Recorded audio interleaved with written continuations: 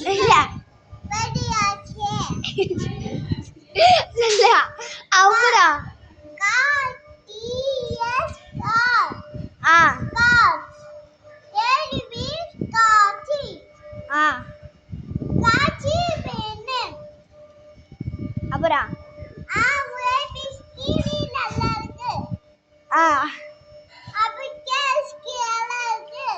ஆ ஆ சொல்லு சொல்லியா சரி ஏபி சொல்லு ஏபிசிடி சொல்லு